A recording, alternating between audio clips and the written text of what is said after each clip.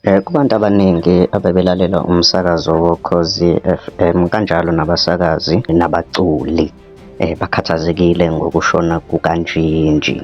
Siyacela ngaphansi kwethu uma uqala ungena kuleli khasi lethu cofa subscribe button. Siyanibingelela zase-South Africa News TV. Abantu abaningi-ke sebezwakalise ukungenami kwabo noma ukuphatheka kabi ukuzwelana nomndeni kaMandla Njinji Magwaza obengumsakazi woKhozi FM obaziwa ngezwi elinamandla emsakazweni.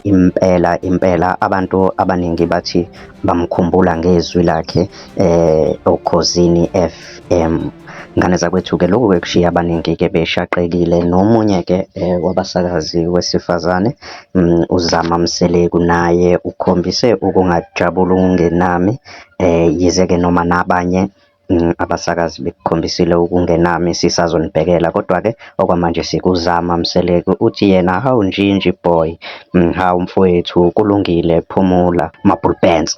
Uyaveza-ke laphaya enkundleni yakhe yokuxhumana-ke bene-conversation lapha ku-WhatsApp nje yokubingelelana, la khona uZama-ke ayebingelela khona uNjinji. Ingane zakwethu-ke kushuthi-ke bayasho ukuthi bashayeke ingozi engeqi wantwala, sithi-ke isiZulu uwile umuthi omkhulu. Mina-ke nawe ngane zakwethu bengathanda sihlangane laphaya kwi-comment section sizwe uvo lwakho ukuthi wenzini ngalolu daba. Ngane zakwethu siyacela ukuthi nenze ubulungiswa kule channel, niciphaze nje u-subscribe button ngoba nje sinilethela izindaba mahala hadanko.